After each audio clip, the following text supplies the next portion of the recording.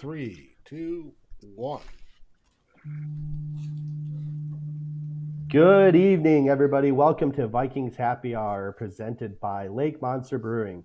We have a special guest with us here tonight. We have former Lions All-Pro safety Glover Quin joining us on the podcast tonight to talk about the Vikings and Lions matchup that we have coming up this weekend. We're going to talk a bit about culture in an NFL locker room, as well as touch base a little bit on the Eagles-Vikings game. So go grab your favorite Lake Monster beer, and we'll be back in just a minute.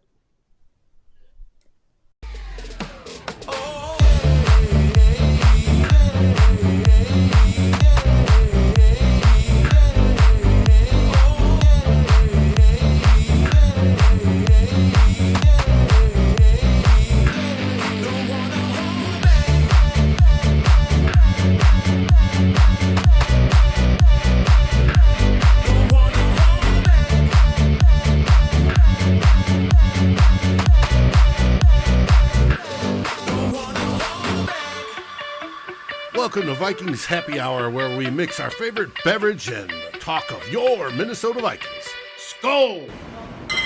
Late 84. Who was the football coach? Francione? I think so at that time.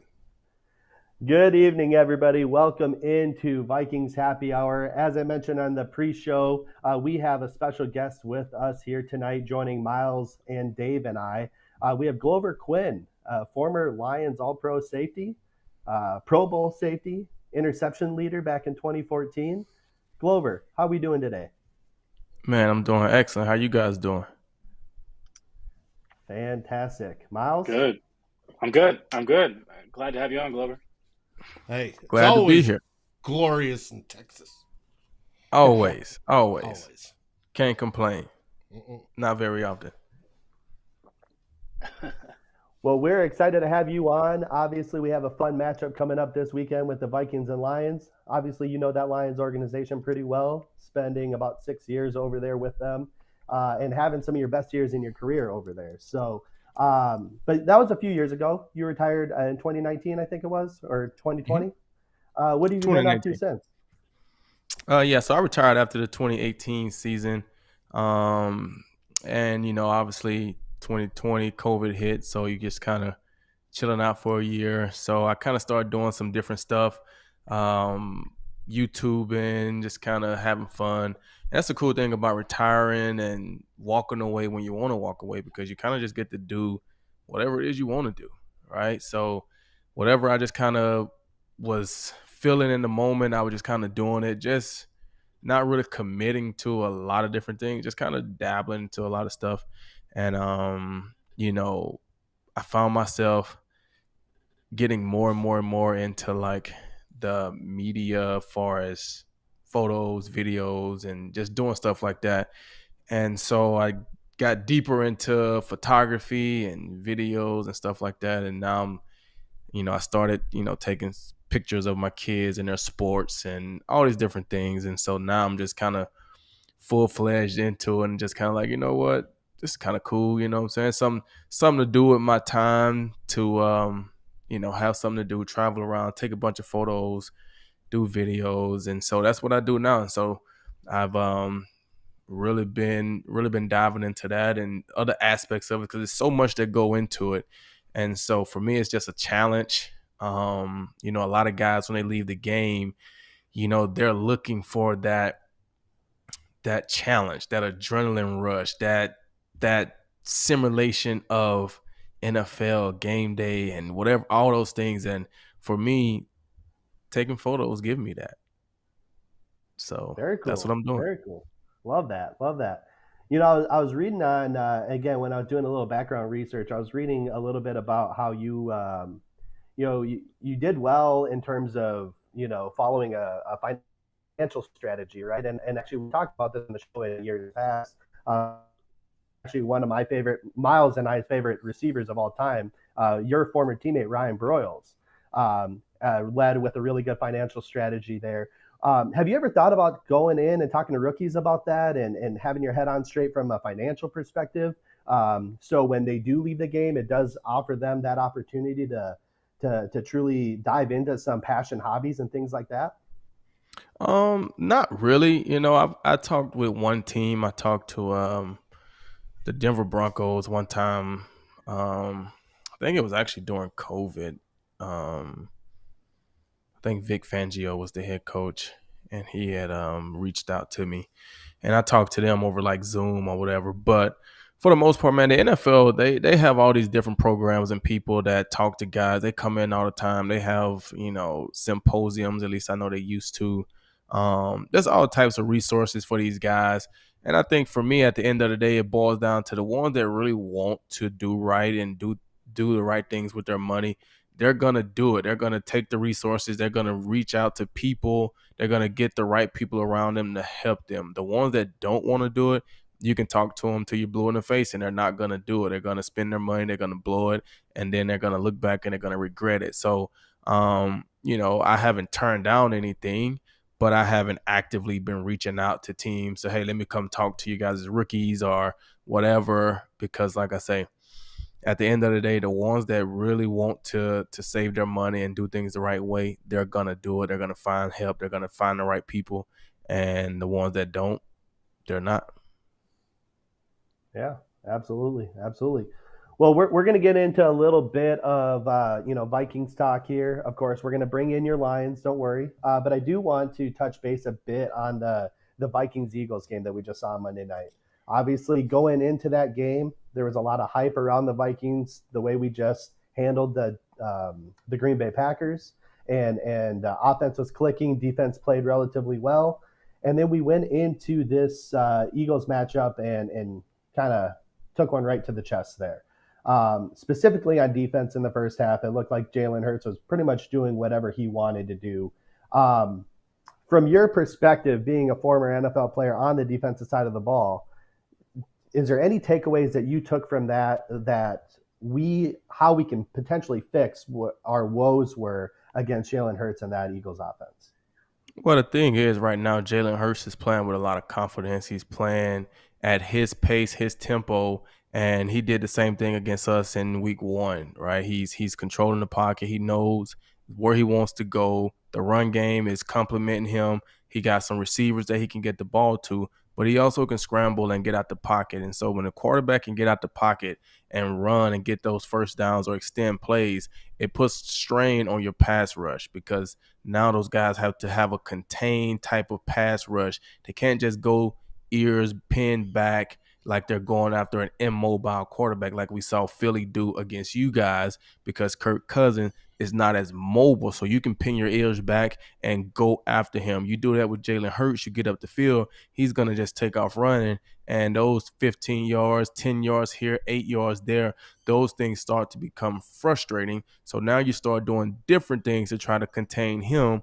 And then it leaves holes open in the secondary and in your coverage, and he's able to attack those things. So I think he's playing at a high level right now, at least through these first 2 weeks. They've won 2 games. He looks very, very, very much in control.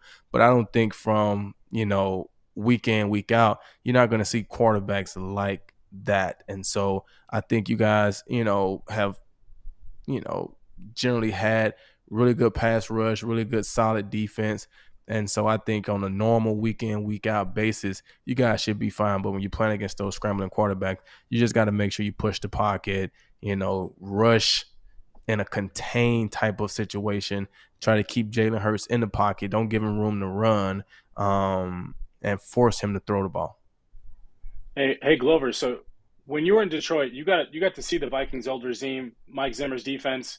Obviously, you played on the defensive side, but you got to see what that defense looked like. And in comparison to the new defense under Ed Donatel, could you kind of explain a little bit more of what the true? Obviously, we're shifting from a 4-3 to a 3-4. Could you maybe touch on a little bit of some of the differences for fans to understand what that difference is in a true package and what you saw on Monday that's significantly different from what the old Vikings regime might have done? Well, so the difference in 4-3 and 3-4 is 4-3 stands for the amount of defensive linemen you have on the field and the amount of linebackers, right? So there's Right. 11 total guys on the field. So if you're running a 4-3, that means you have 4 defensive linemen. You only have 3 linebackers. So that's 7. So that leaves you 4 defensive backs. If you're running a 3-4, now you only have 3 defensive linemen on the field and you have 4 linebackers. So when a team is running a 3-4, you only have 3 defensive linemen. So you got to have some of those big guys. So that's when you see guys like the Vincent Wilforks from back in the days. You see, rest in peace, the Tony Siragusas, the bigger guys that can basically stand over the center, and they call it 2-gap, and he's responsible for the 2 A-gaps on either side of the center, right? Haloti Nada, a lot of those big guys that can play that position, right? And then you have 5 techniques guys like JJ Watt, guys that are big enough to play on the interior, but they're good enough to rush. And then you have outside linebackers that they rush the passers as well, kind of like Von Miller, DeMarcus Ware, Daniil Hunter can be a 3-4 outside linebacker type of guy, but you really put a lot of pressure on your linebackers because you only have 3 D linemen, and one of them is really big that, he's really just plugging up these A gaps, right? And so now you can do more things in blitz packages, right? Because you got 4 linebackers, they don't know who the 4th rusher is going to be per se, right? You got 3 D linemen. Is this outside linebacker going to go? Is this outside linebacker going to go? Are we going to send somebody up the middle? Because we're going to send 4, right? We're going to send 4.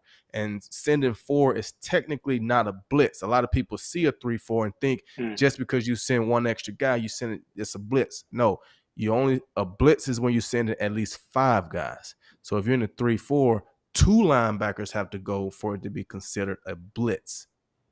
In a 4-3, you already have 4 defensive linemen that are going. So now if you send 1 linebacker, you're sending the blitz because that's 5 guys, right? So what you guys used to do in the 4-3, you had 4 D linemen, and so now you guys were coming out the edge. I remember you had Brian Robinson, like I said, Daniil Hunter, you had Everson Griffin in there. You had guys that were dedicated. They're coming out the ball, they're down in the stands, and they're getting up the field, right? You got these D linemen that are not so big and slow, but guys that can move, guys that can, get things going. And then your linebackers are playing off the ball now instead of on the ball. They're playing off the ball, and they're just filling those gaps where those big linemen are not, right? They're just filling those gaps. And then you got safeties, Harrison Smith. Those guys are coming in. I had Sendejo back in when I was there. All those guys are coming in, making plays in the run game, right? So when you go to a 3-4, it's a little different. And if you don't have the right personnel, it could take a little time to transition to that type of defense, right? That's different for Harrison. It's going to be different for a lot of those guys that haven't played in the 3-4 system. They've played in the 4-3. So it's very, tough when you get new coaches come in and they try to change the defensive system because the team is built for a 4-3. So it's going to take a couple years for them to get the personnel that they need to be effective in the 3-4. And it's going to start with, for one, it's kind of like baseball, right? They say in baseball, if you're strong up the middle, you can be good, right? Catcher, pitcher, shortstop, center fielder, right? Well, in the 3-4, you got to be strong up the middle. So you got to have a nose tackle that can be dominant. You got to have good middle linebackers, and then you got to have good safety play. Awesome. Thanks for that. That's great information there. And real quick, Ryan, the Vikings kept like 90% of the defensive roster. Like they added a few pieces, obviously the Harrison Phillips, Zadarius Smith. They added who's the linebacker? 58. Jordan Hicks. There it is. Jordan Hicks. They added Jordan Hicks. Like they added a few pieces from outside the facility, like the team from last year. But overall, they kept majority of Zimmer's defense. And so like you said, Glover, that's a huge change. It's a huge adjustment for them. And a lot of them are new to a 3-4 scheme because a lot of those Vikings players have been in Minnesota for a long time. Eric Kendricks, Daniil Hunter, not Patrick Peterson, but like those guys, they've been in this defense for a long time. So and their bodies, adjustment period for sure. And those guys' bodies are built for 4-3. Like the bodies of 3-4 guys and 4-3 guys are different, right? Von Miller wouldn't really survive in a 4-3 scheme as just a defensive end. Yeah. but Yeah. he can survive in a 3-4 scheme as an outside linebacker, right? Sure. So it's different. It's different, right? I think you look at a guy like Robert Quinn, right? He can survive in a 4-3 scheme as an outside line, as a defensive end, right, from Chicago. But I don't know how effective he would be in a 3-4 scheme as an outside linebacker. So it's Right. different, right? The bodies are different. The position is different. I know they look at it the same. Oh, he's just the outside rusher. It's different than, I remember back my days in Houston, Mario Williams was really good in the 4-3 scheme, right? He wasn't the same guy in the 3-4 scheme when Wade Phillips got there, right? Because you go from hand down in the dirt to standing up a little bit. It's a little different. You got to drop sometimes in coverage. You're not just pinning your ears back and rushing the passer. So it's a little different. So it'll take those guys some time to adjust to the new system, the new scheme. And they, like I said, they got to change some of those body types to get guys that fit the 3-4 system. How much change? All right, we had change up in the front seven from the scheme-wise, but we also had change scheme-wise in the back four because Zimmer ran his defensive backfield differently than Ed Donatel runs his backfield. Harrison Smith, you talked about, is now getting used to playing it different. We now see him lined way back where a lot of times he'd come up in the box. What are the differences you see between the Zimmer style of defense and the Donatel style of defense when it pertains to your DBs? And I don't know. I haven't studied Ed's defense, so to say, but just thinking 3-4 and 4-3, right? A lot of times when you run a 3-4, right, you playing your two safeties, they're going to be back a little bit more, right? Because you already got four linebackers that are off the ball, right? So if you bring a fifth linebacker down to basically another safety, it kind of can get congested, right? When you got a 4-3, well, now you only have three linebackers. So when you walk that extra safety down in the box, that's when you get the 8-man box, right? So it's hard for offenses to run into an 8-man box, right? Because they only got 7 guys that are in there to block. So you got one guy that's always unblocked. That's why Harrison Smith, the strong safety, can always get in there and make those tackles, because if you can read it and you understand run gaps and run responsibilities, you're going to be the free hitter most of the time because they only got 7 guys to block 8. So there's going to be a free guy every time.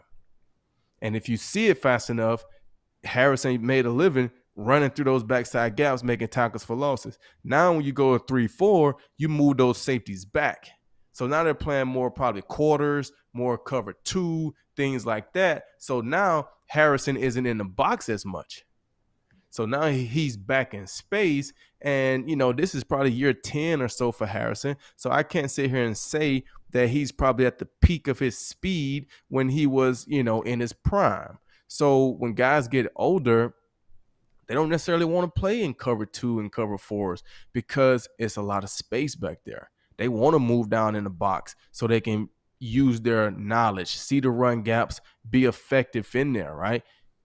When you're younger, yeah, you can run all over the place. So, yeah, put me in cover 2 every now and then. Let me go catch some interceptions. When you get older, now things start to show up. And like I said, I haven't watched, extensively to see, but I just know how it is as a defensive back. And so for Harrison, I'm sure he's having an adjustment because his game style, his career has been made in the box, making those plays, making sacks, making tackles for loss, getting the crowd going. And then when he do have to drop back in the pass, being able to play the half and catch interceptions or play the deep thirds. When you're having to do that full time, now you're not really getting that whatever to get you going.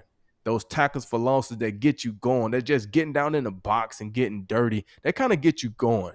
You're not getting that as much. And so it takes a little longer to kind of get in the flow of the game because just as a cover 2 safety, you could be back there for a while and just doing nothing. You need a different kind of you need a different kind of athlete back there too, I'd assume too, because you got to cover a lot more ground more often. And I'm not saying Harrison's not an athlete. That's not, but like he's definitely, like you said, more of a guy that plays in the box, can move around a little bit. But that's why like a Lewis Cine is a perfect, like obviously we haven't seen much of him, but Lewis Cine is a very athletic type safety. So you hope that he can develop into that type of player in this defense. Right. Well, and that was going to be my next question. And to quick go back to something you had said about those outside linebackers.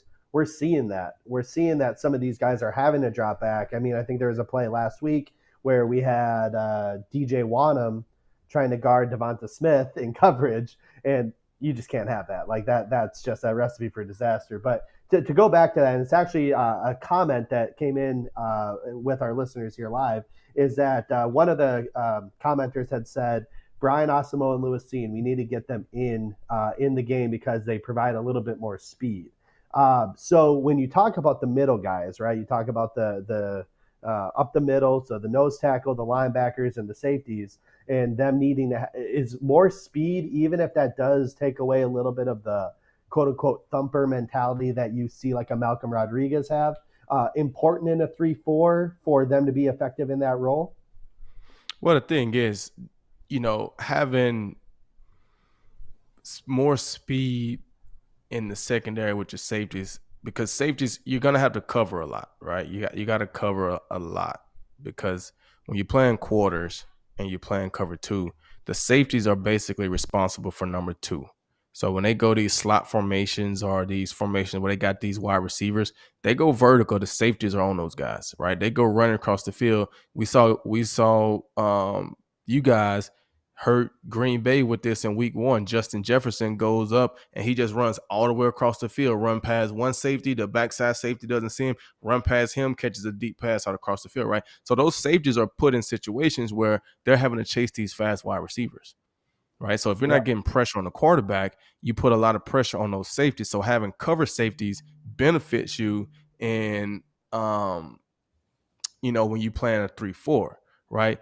The problem is y'all pay Harrison a lot of money, and he's a great safety in Minnesota. So the chances of them sitting Harrison down is slim to none, right? So you're going to have to go at least a year with Harrison understanding and learning how to play a 3-4 and being that guy.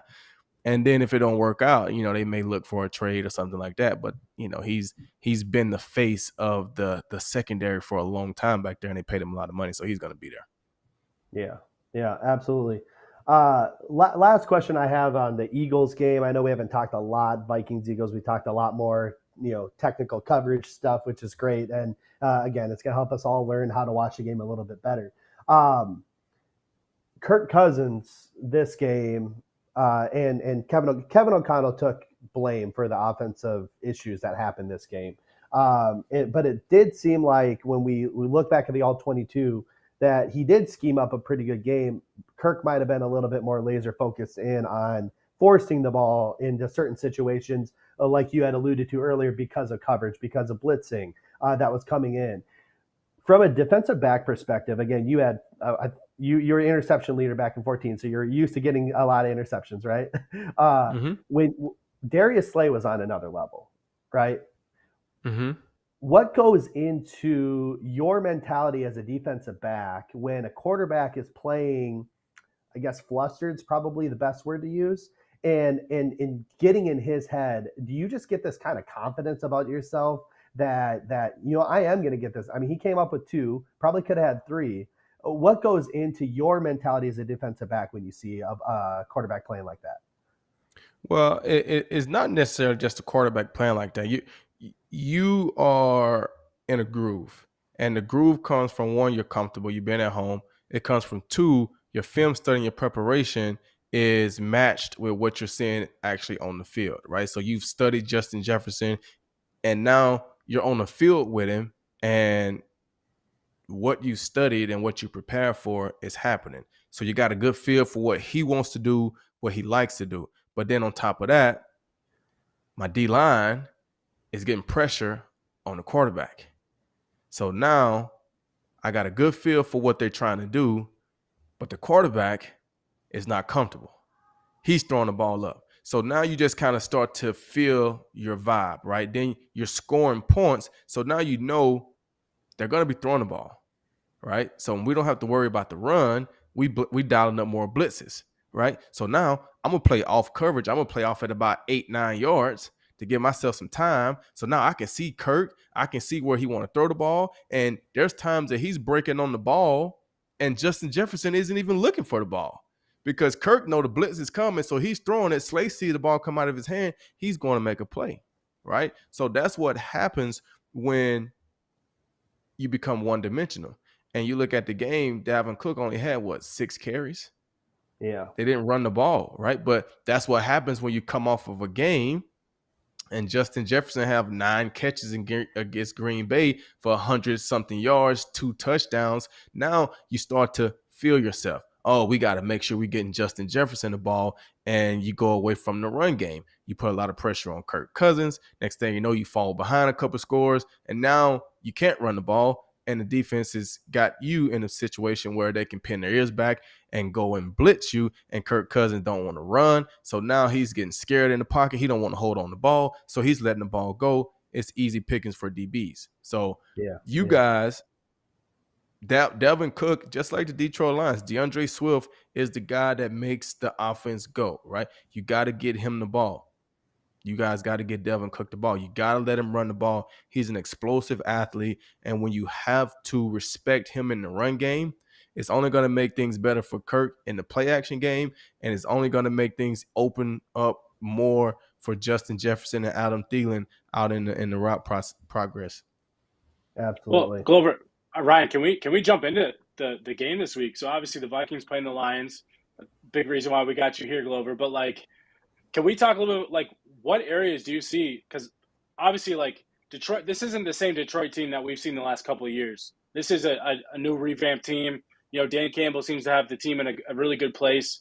Like you played against some of the current Vikings players. You know, Adam Thielen, Kirk Cousins, Dalvin Cook, a few of these guys that are on the team right now. So, could you talk a little bit more of like what you see from this new revamped Lions team and like this new culture and how they could give fit to this new Vikings team? Well, the thing about this Lions team is they're playing with the personality of their head coach, right? They're playing with an edge. They're playing with some grit. Those are the things that are being talked about in the building every day, right? Playing with some grit, toughness, being physical. And if you look at their team, from a national perspective, right? Yeah, I know locally and division-wise, but from a national perspective, you look at their offense and you might say, who do they have? Right? Oh, they do have DeAndre Swift. Oh, yeah. Oh, they do have Jared. Oh, okay, yeah. But from a national perspective, those guys aren't the guys that they're talking about. Yeah, DeAndre Swift gets a little more pub. Amon-Ra St. Brown has been putting up numbers, but they're not putting him up there when they're talking about Devontae Adams and they're talking about Stephon Diggs and they're talking about Cooper Kupp. They're not putting Amon-Ra St. Brown in that category yet, right? So you look at them on defense. Who are their guys? Yeah, they got Aiden Hutchinson, but he's a rookie. Even though he was the number 2 overall pick, he was a rookie, right? Who are they linebackers? You don't know who's in the secondary. Rodrigo. Right. But who knows him nationally outside of the Hard Knocks, right? He was a 6th round draft pick, I think, right? So he wasn't a first round top guy that, everybody nationally knows these guys, right? So they all are playing as a group. They're playing with a chip on their shoulder. They're hungry. They're fighting for respect. And they don't have any just one big time superstar. That's the guy. They understand their roles. They understand, who they are. Aiden Hutchinson is a guy that got to be big time for them. And he loves it, right? He's a homegrown guy, played in Michigan, from Detroit. He is a great situation for him. And he's excelling in that role, right? You see him come out last week, 3 sacks in the first half, right? You get a guy, like you said, Malcolm Rodrigo, right? He's a 6th round draft pick. He's happy to be in the league, right? He came out, he fought, he scratched, he clawed, and now he's starting or playing a major role on the Lions defense. They're playing fast, they're playing confident, they're playing physical. Coaches letting them be themselves, not trying to put them in the box, letting them have some personality.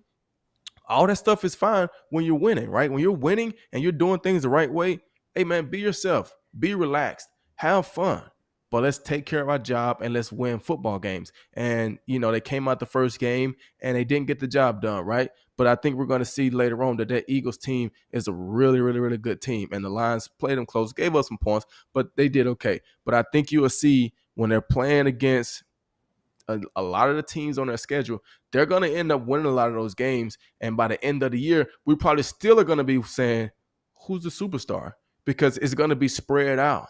Yeah, Amon-Ra St. Brown is probably going to emerge a little more, and DeAndre Swift is going to be there. But DJ Chark he's going to chime in. TJ Hawkinson is going to get his. Jamal Williams is going to get his. Right, all those guys are going to get stuff. Right, you're going to get some returns from the returner every now and then. And then defensively, right, we still haven't seen an interception really. I don't think Jeff Okudah doesn't have one. You got Amani who's coming back as had 6 picks last year. He hasn't caught one yet this year, right? So Tracy hasn't caught one. They bring in Deshaun Elliott. Who's this guy? Right? Like Mike Hughes, he's an ex-Viking, right? So they got all these guys. Who's going to emerge? They're playing as a group, linebacker-wise. Can Malcolm keep it up for a full season, right? Can he stay healthy? Can Aiden stay? Like, it's a lot, but those guys right now are playing confident. They're having fun. They got a chip on their shoulder, and hopefully they can keep it going. And we're seeing good hopefully Jared hopefully Goff. not this week is all I will say over here on this podcast. But and you're touching base on this a bit, and we had a conversation about this in a group thread that we're all in here. Is that around culture, right? Like how much of a difference that makes for an NFL team, and does a good culture just turn into wins, or could you have a good culture without the winning? And I think the Lions are kind of proof that they only won, I think, 3 games last year, but they stayed confident and they know they were just there. They were close, right? In every one of those games, for the most part last year, they were close. And you can see some of that now turning into wins, right? I mean, they almost came back against the Eagles, but then they finished the game last week against the Commanders. And then they played us close twice last year. And I'm not beat us once. Should have beat us twice. Oh, that's right. It should have beat us twice, right? So, I think the question, I guess, is in terms of culture, how important is it to you as a player in an NFL locker room to have a coach that you have the 100% buy-in? And were you ever in a position where you didn't have that, like where you had a coach, and you don't have to name names or anything, where maybe you didn't have the buy-in, and how much does that make a difference for you as a player mentally? I think it's a huge names. difference. We want the T, Glover. I think it's a huge difference, man. I think culture makes a huge difference. I think in the NFL, it's about respect on both sides, right? I mean, a lot of times, and I think I said this back when I was playing, for a lot of your life, you have coaches and you have players, right? Because when you're in Little League, the coaches are adults and you're a kid, right? When you get to middle school, it's the same thing. The high school is the same thing.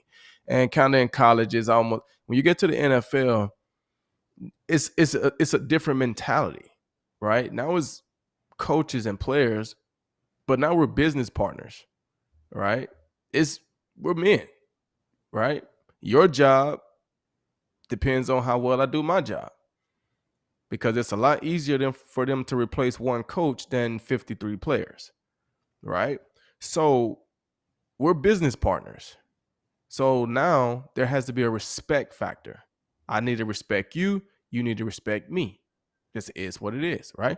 Yes, I understand your authority as the coach, but I'm the player, right? So when you have those coaches that understand that, they know how to talk to their players. They know how to get the most out of their players, right? The players respect the coach. They feel like the coach has their best interest in mind. He's not trying to do things to, prove his own point. He's really trying to help us develop. He's trying to help us win games, right? And so when you have that environment, you get that culture where now we're all in this thing together, right?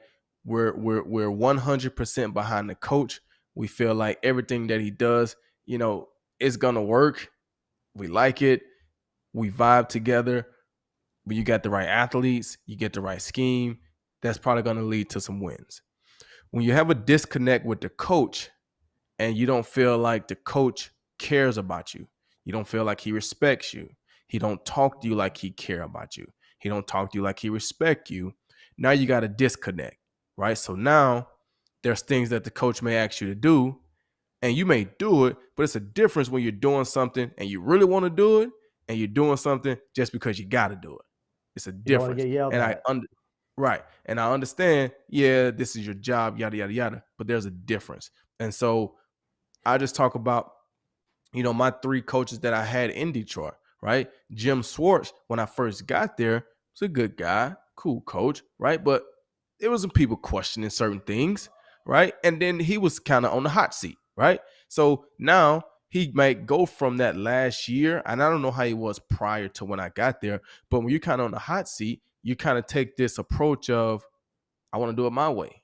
If they're going to fire me, I'm going to at least go down doing things how I want to do it. I'm not going to go down doing stuff, saying how everybody else want to do it, and then I don't want to get the blame, right? So that was the year that I came in. So he's kind of doing things how, like he's on the hot seat, and everybody don't vibe with that, right? Then Coach Caldwell came in, and Coach Caldwell had a different belief.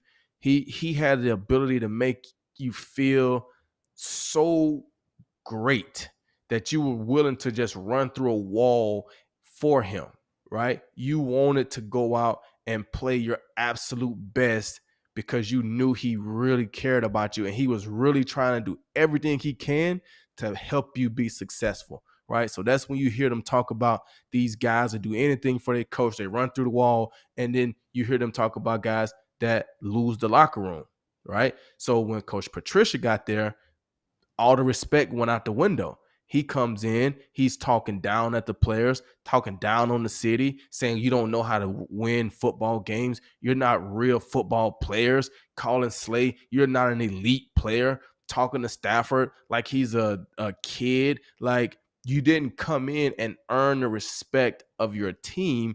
You came in feeling like you were God's gift to earth big time because you came from New England and you were a part of some Super Bowl teams.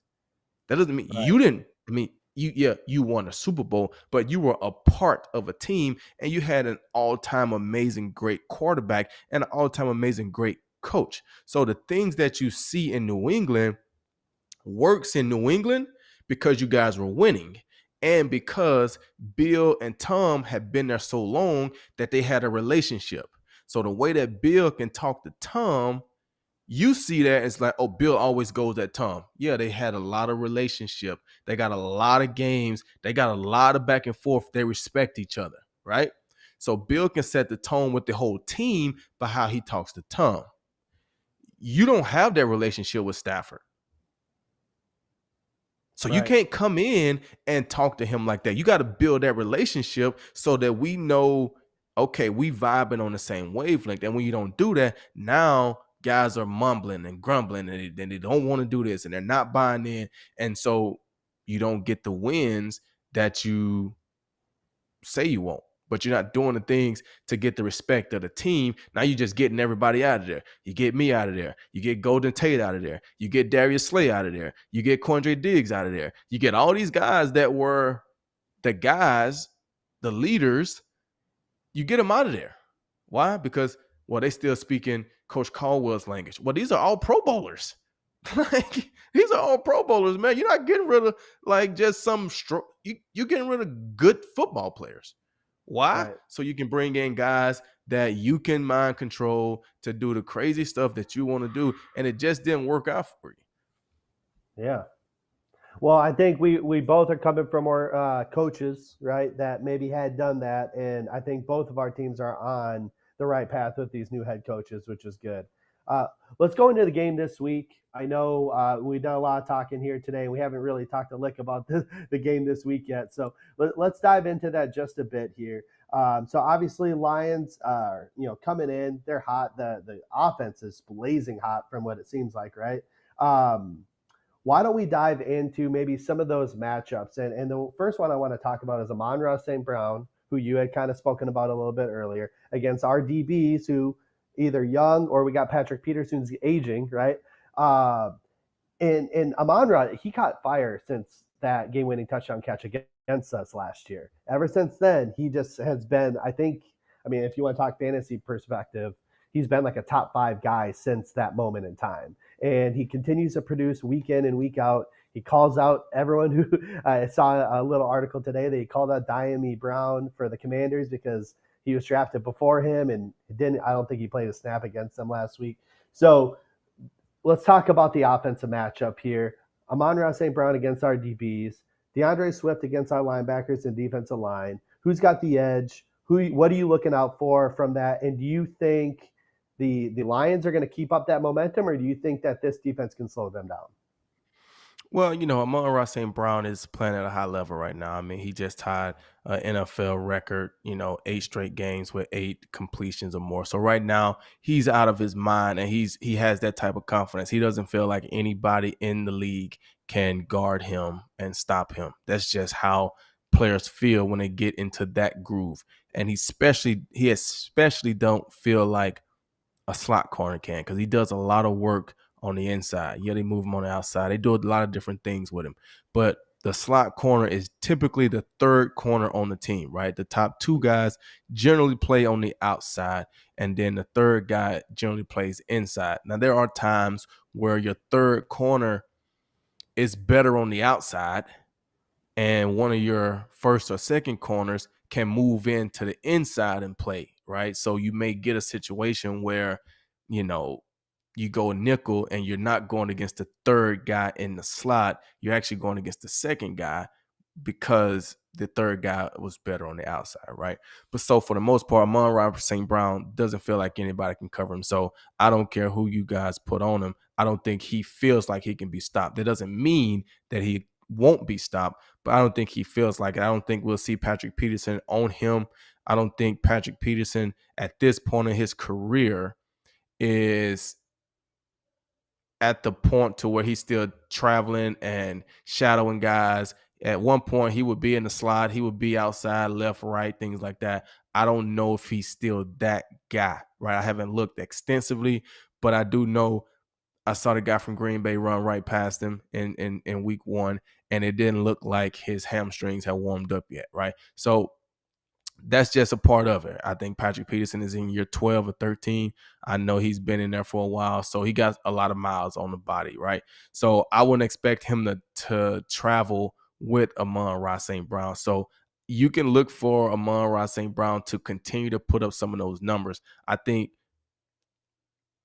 the catches aren't as big as the yards, right? So you want to see how many yards Amon-Ra St. Brown is putting up. Last week he had multiple catches, but he went over 100 yards. So that means those 8-9 catches, he's averaging 11, 12 yards a catch, because you can have 8 catches for 45 yards. I mean, you're catching a lot of passes, but you're not doing a lot of damage, right? There's just a bunch of short passes, right? So when you start getting into those 8-9 catches, like Justin Jefferson week 1, right? 9 catches, 180-something yards, right? So not only is he getting a lot of catches, he's getting big plays. So that's what you want to look for with him. I think he'll get 8 catches, but how big are those plays? That's what's going to be a big, big factor, right? When you look at DeAndre Swift against the linebackers, right? You got 3-4, so you're going to have more linebackers on the field. Are those guys comfortable in that role, right? Can they cover him out the backfield? How healthy is he going to be, right? How healthy is his ankle going to be? He was a little limited, I guess, in last week's game. He ended up playing. I saw some reports that he's feeling a lot better this week, better than he felt at this time last week. So hopefully he's good to go. But he's an explosive guy at the backfield, right? He can run the ball. He can catch the ball. You saw last week, he catches a pass on the ground, gets up, and then runs for a touchdown, right? That means there was nobody close to him, for one, that he had time to get up. But you can see the mentality, right? I'm not staying down, laying down. I'm going to get up, and I'm going to see if I can make something happen. He's broken out, I think, 40, 50-yard run in both of the games. I think he's one of the first Lions running back to have multiple 50-yard runs in back-to-back games, right? So he's an explosive guy. Can the linebackers keep up? How are they filling in the run responsibility? Because your gaps are different in the 3-4 than in the 4-3. In the 4-3, it's really one back, one gap, right? Everybody has one gap that they're responsible for. In the 3-4, it's a little different, right? You remember I told you guys, you got the nose, and he's a 2-gapper. He's responsible for this A gap and he's responsible for this A gap, right? So when you do that, that means the linebackers gaps are different, right? So going this way, he might be responsible for the B gap. But going this way, he might be responsible for the C gap because somebody else is over there. So it's a difference in the run responsibilities for those middle linebackers. Generally in the 4-3, you got one linebacker in the middle, and he's basically going down here, A gap to A gap or something like that, right? Now you got that big guy in the middle, and he's taking 2 gaps, right? So what if he see it wrong and his linebacker's running through this A gap, and then he comes off? Now you get a hole, and DeAndre Swift will find that hole, and he will hit it, and he'll be on your secondary quickly. So those are going to be the things. The offensive line in Detroit, can those guys get healthy, right? Can they get Big Frank Ragnow in there to play? He's a all-pro, Pro Bowl type of center. You know, they've been missing right guard, left guard. You know, they still got Taylor Decker on the edge. They got a big O-line. They've invested a lot into their O-line. Those guys are big, powerful, and they want to run the ball. If they can get those guys in there and be healthy, you know, from a defensive line, offensive line standpoint, I remember back when I was playing in Detroit, you guys had the upper hand. I felt like D-line to our O-line, right? You guys had Everson Griffin, Danielle Hunter, some of those big guys on the inside. I can't remember all their names, but you guys used to cause problems. I think one game we played you guys, I think Danielle might have had 7 sacks or something. I mean, not that many, but he had a lot of sacks. I think as a group, you guys had tons of sacks against us in one of those games, right? But I think now, if those guys are healthy, I think the Detroit O-line will have a slight advantage over the Minnesota D-line, especially with them getting used to the new scheme. So, like I say, Amon-Ra St. Brown, how many yards do we have? Let's not really get so much into the catches, but how many yards does he have? And then DeAndre Swift, can those linebackers hit those gaps and tackle him, or are there going to be holes that he's definitely going to find? And then can the O-line dominate the D-line and get the run game going and protect Jared Goff? Glover, let's flip that. How do you think the Lions defense will handle the Vikings offensive weapons? Obviously, Justin Jefferson, Adam Thielen, who you've played against, Irv Smith starting to get healthy and coming back. Had a couple key drops last week, but still he'll be a big part of the offense. And then obviously Dalvin Cook. How do you see the Lions defense handling the Vikings playmakers? Well, I think that's going to be tough, right? And I think a lot of it will depend on how you guys decide to play the game. How do you guys decide to coach the game? Do you look at it from a week 1 perspective and try to get Justin Jefferson to come back and get another 9 catch 100 plus multiple touchdown game? Or do you say, you know what? We can't put Kirk Cousins in those situations where we expect him to just drop back and try to win the game for us, right? We got to get the run game going. We got to get Dalvin Cook involved in the game early. It's very important for these guys to get involved early. Like we was talking about earlier with Harrison Smith, right? It's a lot easier to get involved into the game defensively when you're in the box, right? You're blitzing, you get a big tackle for loss early in the game. You feel real good about yourself, right? As opposed to being back in the half, and it takes you a quarter and a half before you get any action and make a tackle, right? So with Dalvin Cook, you got to get him going early. You got to get the ball in his hand, give him some screen passes, run the ball. He's a good runner. He's a strong runner, and he's an explosive runner. He's actually a lot like DeAndre Swift. Explosive, smaller guy, but quick. He can take it the distance. So you got to get him going. I don't know how healthy he is. I don't know why he only got 6 carries last week. I didn't see the beginning of the game. But you can't survive with him only getting 6 carries, right? Justin Jefferson, he's going to get his, but it's going to start with the quarterback. He's not a guy that can throw the ball to himself. So if Kirk Cousins isn't comfortable, if Kirk Cousins isn't reading things the right way and he's just trying to force feed him, then you can possibly see what you saw last week, right?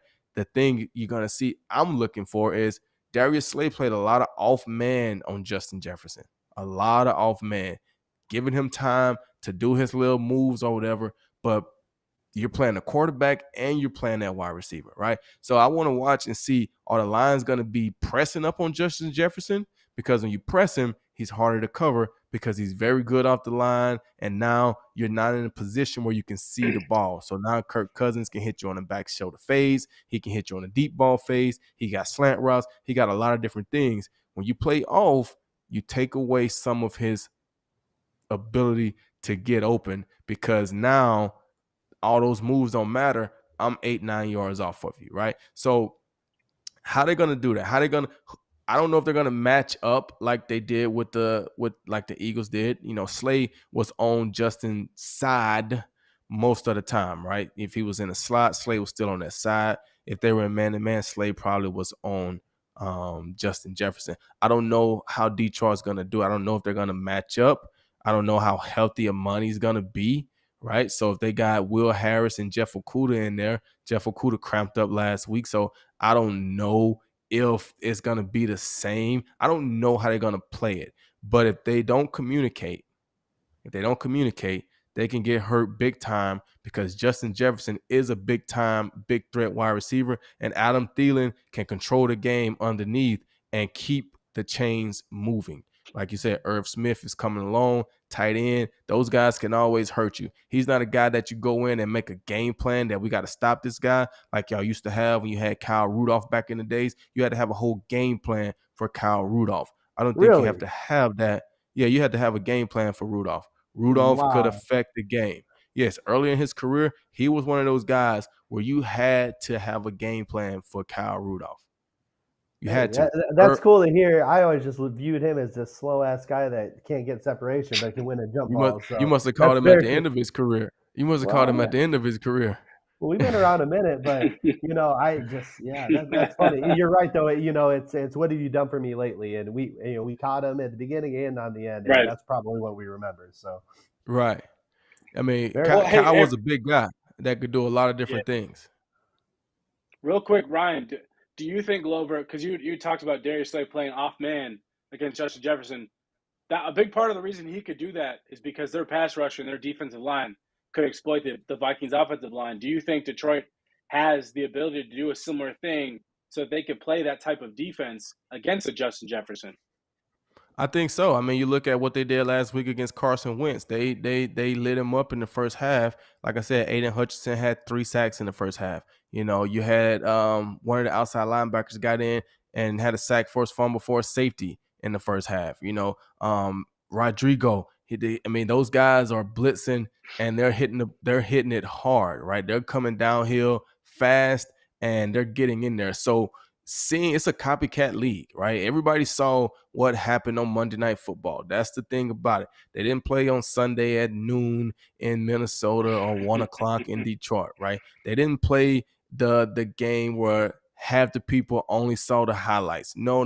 They played the prime time game on Monday night, and the world was watching because everybody wanted to see Darius Slay against Justin Jefferson. We knew that was going to be a big time matchup, and everybody wanted to see it, right? And that's what the world saw, right? So many times I've heard this week, oh yeah, Slay had good coverage, but Kirk Cousins was just like awful, right?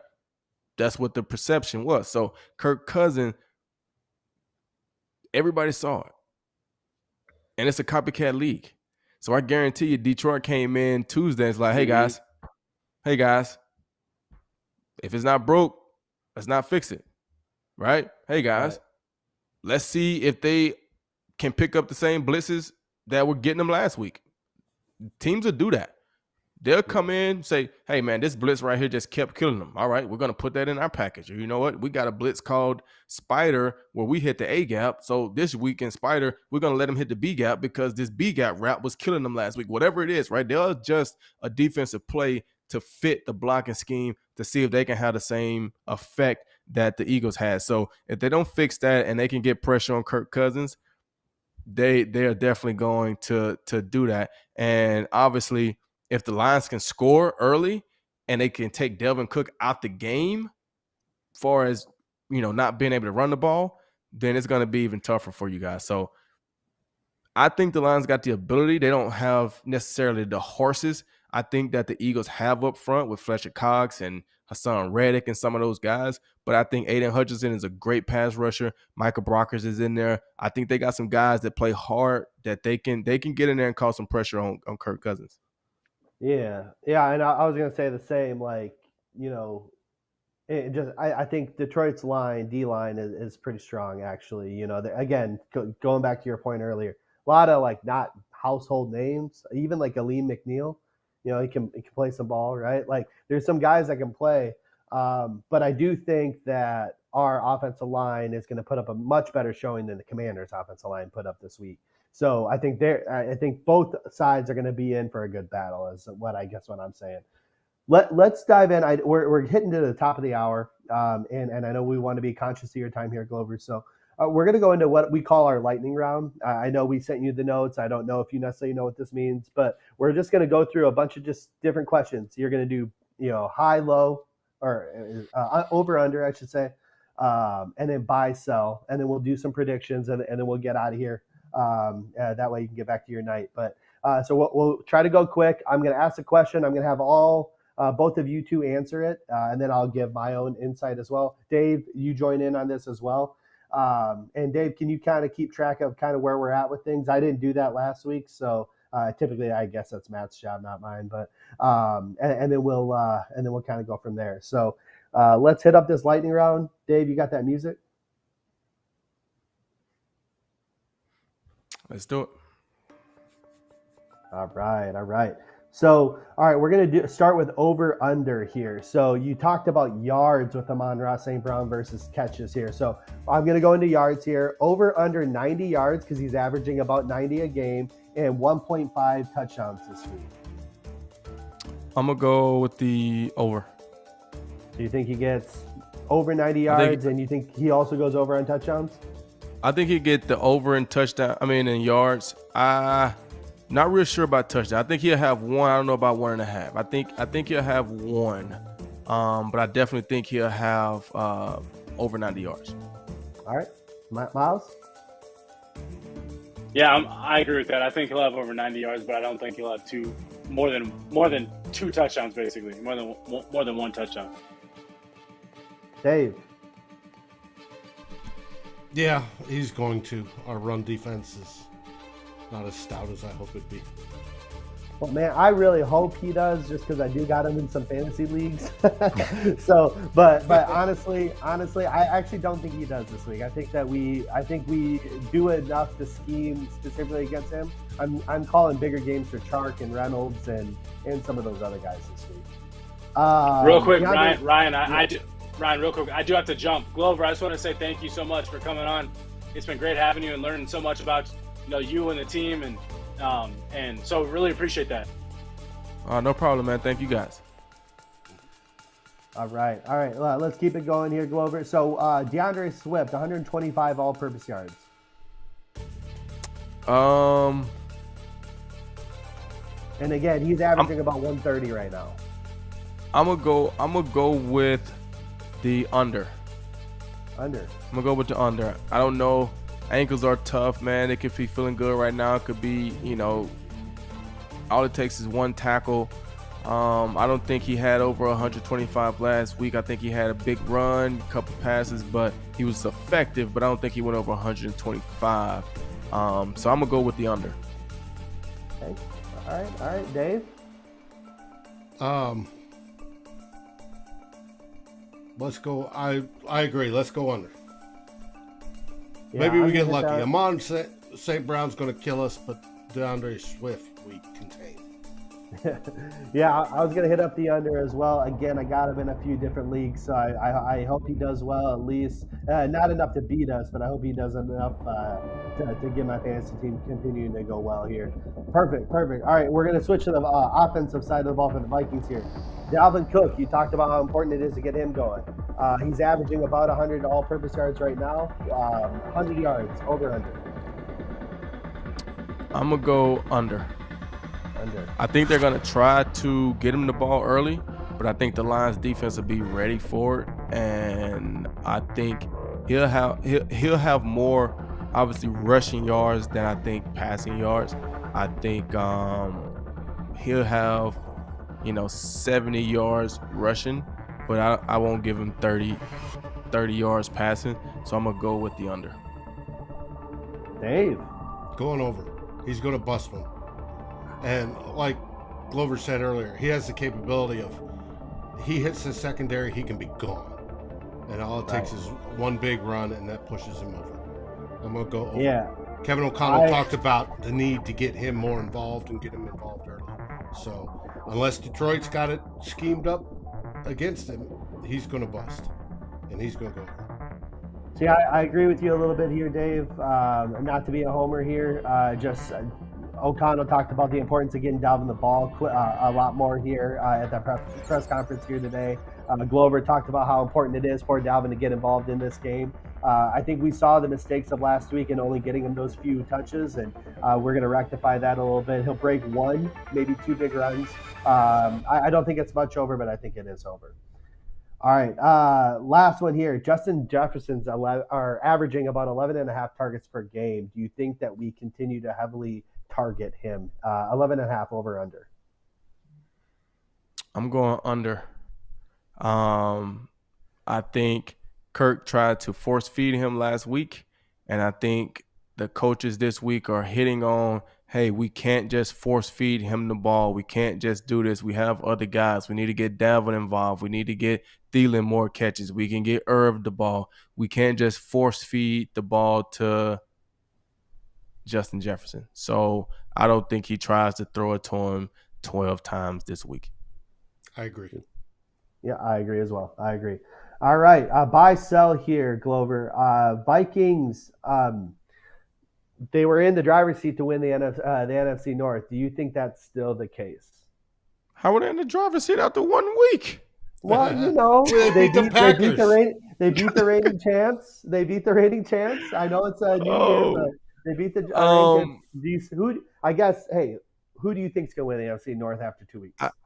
I mean, after the first 2 weeks, I got to say, if I just had to put money on it tonight, I would put money on the Detroit Lions. Not because I'm a former Lion, but just looking at the first 2 weeks.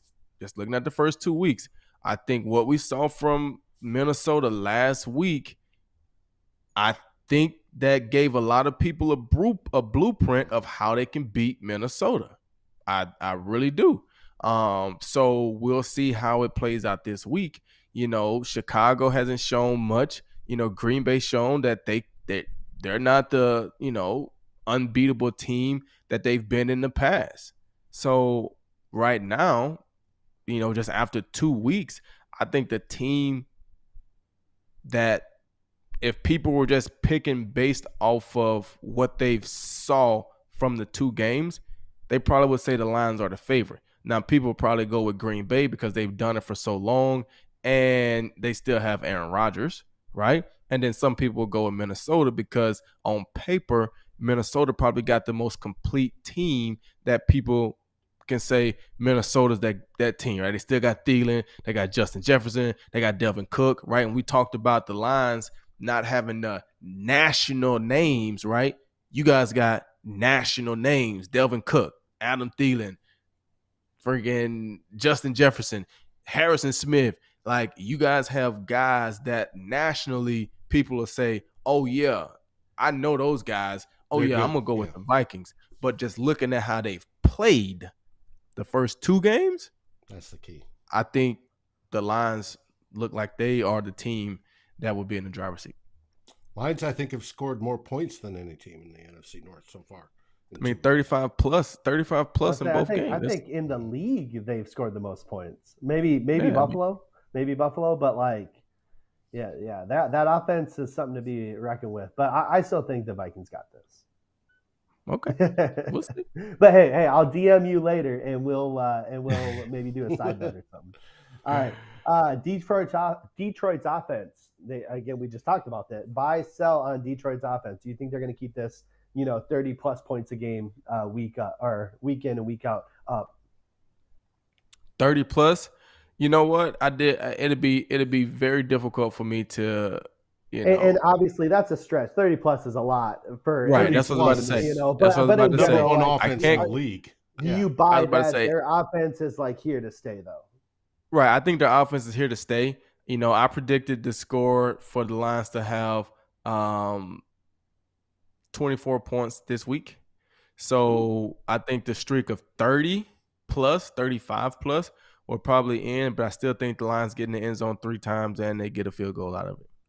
Okay. Dave? Well, I agree with that. It's hard to sustain that much scoring throughout an entire season. You would literally be the number one offense. And no, it comes back to earth. But I like what I see for them. I mean, I like it a lot better than I like the Packers. And to Glover's point here, 30 points a game is going to be tough. But I do buy into this offense because, again, not any household names, but they got good players on that offense. And that offensive line, Dave, I know you love offensive lines. Mm-hmm. That offensive line is a damn good offensive line. So, all right, let's get to predictions. Glover, you kind of already let the cat out of the bag. You didn't say who was going to win. You just said you predicted them to get 24 points. So why don't we lead with you, and then we'll go to Dave, and then we got Matt on video here to give his prediction, and then I'll wrap it up. All right, so try not to be biased and just judge it kind of what I see, just based off of what I see. I think you guys are explosive. I think Justin Jefferson is an explosive wide receiver. But the thing about being an explosive wide receiver, you need an explosive quarterback to go along with him. It doesn't matter how far and fast you can run. If the quarterback can't get it to you, you're non-effective. So I do feel like you guys will get in the end zone one time. I think you'll get multiple field goals. So I got the Lions winning 24-13. Woo! Man, hey, I'm mad that I didn't ask you about Kirk Cousins and your feelings about Kirk Cousins earlier because that's a hot button topic in Minnesota. We'll have to get you back on when we play you guys again later this year, and you can give us that lowdown. Dave, what do we got? I said our one tie this year comes from Detroit. I can see 24-24. You're calling a tie? I said I could see it. The question is, does Minnesota bounce back? Do they fix what happened on Monday night? Because if they don't get fixed, we're going to get our tails whooped. And we're going to get it whooped for the rest of the season. And it's going to be miserable. If they do fix it, we can score 30 points. The question is, which team shows up on Sunday? I'm wagering it's probably going to be a closer game. And I could literally see 24-24, but I'll go. I actually think the Lions are going to win. I'm going to go 24-21. Lions, dude, I don't think I've ever. I mean, outside of you just predicting it, just for the like adverse effect of like, oh, I'm unlucky, so I'm going to get this wrong on purpose.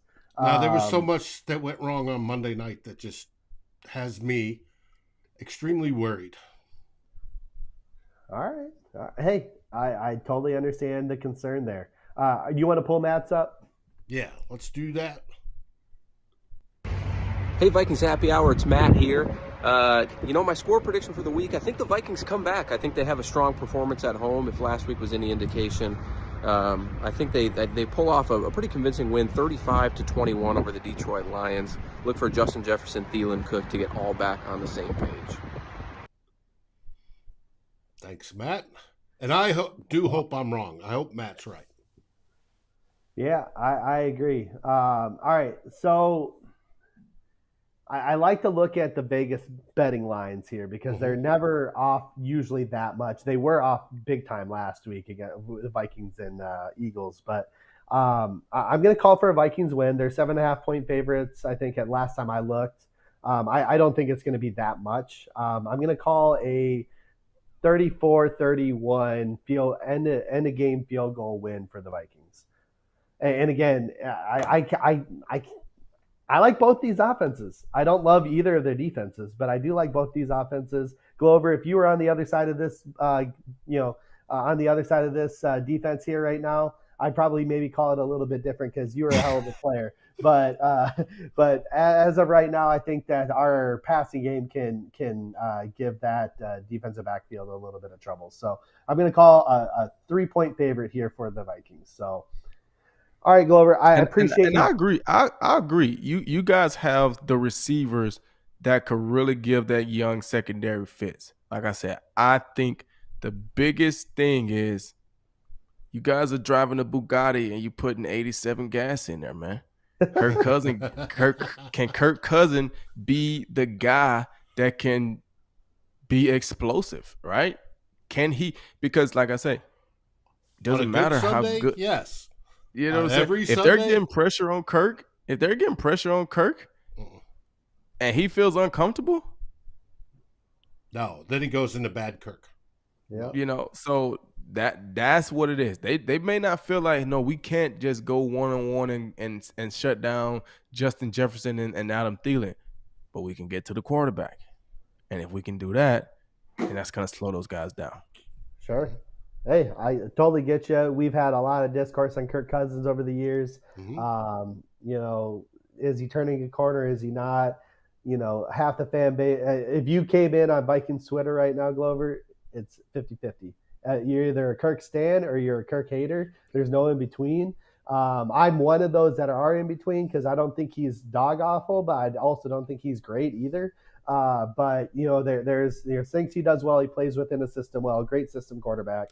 I don't think he's going to create for you. I don't think he makes people better around him. But again, conversation for another time. Oops. I'd love for you to tell us a little bit about what you're doing. You know, I know that you have an affiliation here with is it BLEAV Sports?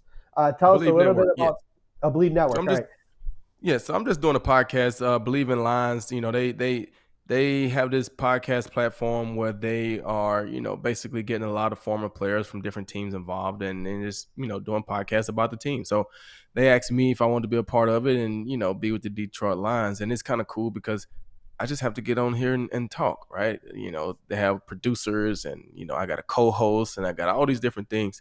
So I just got to get on and talk about the Lions and my thoughts on the game and the players and what's going on and all those things. So that's kind of cool. And, you know, doing, you know, that podcast and just, you know, putting yourself out there in the podcast form, well, then I get asked to be on you guys' podcasts and other people that are doing podcasts because that's the big thing to do nowadays is do podcasts, right? People want to talk and, you know, COVID brought out all these new ways of doing things virtual and, you know, things like that. So a lot of this stuff, you know, started back then with that and it's great, right? You get to hear a lot of people and people like to get the content and see what other people are thinking, especially former players. So that's what I'm doing from a football perspective, you know, that part of it. Personally, I like taking pictures. The photography. I saw it on your Twitter profile. You were you know, photographer, you know, dad, and then you're like, oh yeah, and I'm a football player, or former football player. You know, and I used to be a football player. Yeah. So I bet you can still lace them up with the best of them, though. I you know, honestly, Glover, when we played the Lions back when you were back on the team, you know, I wasn't much worried about your front seven, but I was worried about that secondary. You had mentioned a couple of those guys, Slay, yourself, Diggs. You guys had a good group back there, and again, you're the interceptions leader for a reason. You made a Pro Bowl for a reason. You're a hell of a player, and you know you have the respect from a Vikings fan, even though I don't give a lot of respect to my rivals very often. But you gotta pay respect where it's due. Appreciate it, man. I enjoyed Minnesota. I can't lie. I didn't know a lot about Minnesota until I went out there. It's a beautiful city. The stadium is beautiful, and the fans. You know, people ask me all the time, "What was the funnest place to play?" And I generally say Minnesota. The new stadium, the fans, the Skol chant, like it. I used to look forward to that. You know what I'm saying? I understand that fans are cheering for the home team and they boo and all that stuff. But it was just always fun, and so even just seeing some of the comments in you know, that's popping up, I think I'm seeing some of them. The Vikings fans are incredible. They're good in my book. I know I played against you guys, made a lot of plays against you guys. But it was all fun. Broke our hearts a little bit, a few times. But it was all fun, man. I actually love you know, the Minnesota fan base. I think they're a bunch of good people. So it's good. I hope there's a good game Sunday. I hope the fans are there and continue with that environment that make that stadium one of the top fun stadiums to play in the NFL. Well, I'll be there. I'm a season ticket holder, so I'll be there, you know, doing that. Well, I usually don't do the Skol chant, but you know, I'll definitely be there. You got to get in on the Skol chant. I do love it, but Dude, I played on the other opposing team, and I'm doing the Skol chant. I used to be like, hey, guys, they about to do the chant. They about to do the chant. Let's go. I do it, but my voice gets like lost immediately, you know, like I got about a quarter in me and then my voice is gone. And I'm a recruiter in my day job, so I got to talk on the phone all day. So days after Vikings games, I am just worthless. So bro, I would say all the stadiums, because I played at all of them except for one. That Skol chant and the Pittsburgh Renegade are probably the two dopest things. That's Skol chant. Blood flowing.